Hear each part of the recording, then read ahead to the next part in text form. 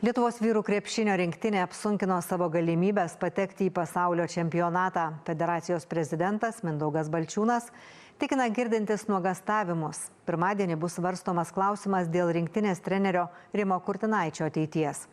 Kritikos federacijos vadovui pažėręs Kauno Žalgirio savininkas Paulius Motiejūnas pasigenda ambicijų, noro, kad Lietuva vėl būtų pasaulio elite.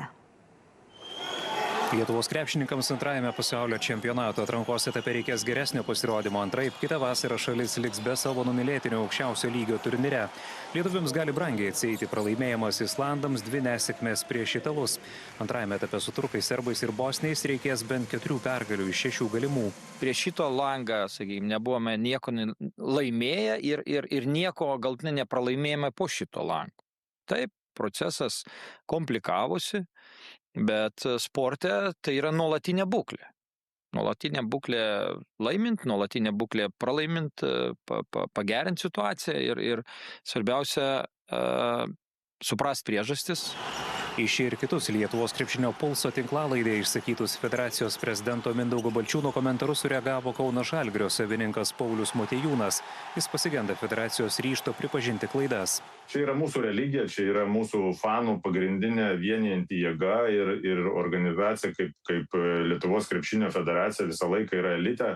Buvo elite ir norisi, kad jinai ten išliktų ir jeigu tu šitoje blogoje situacijoje kartoji, kad viskas yra gerai, tai nulis ambicijų, labai mažos mūsų ambicijos ir praeina tikėjimas tą Lietuvos rinktinę, praeina tikėjimas to krepšiniu ir dėl to skauda. Motiejūnas sako, nenorintis veltis į tarpusavio kovą su Balčiūnu, bet mato krepšinio bendruomenės susiskaldymą. Federacijos vadovas šiandien nesutiko komentuoti Motiejūno pastabų. Žiniasklaida praneša, kad pirmadienį federacija svarstys rinktinės trenerio Rimo Kurtinaičio klausimą. Žalgirio vadovo manymu keisti trenerį būtų klaida. Pirmiau pati federacija turėtų pasitikrinti, ar sulaukia palaikymo. Iki rungtynių turbūt su italais visi jau pradėjom žiūrėti bilietus į pasaulio čempionatą.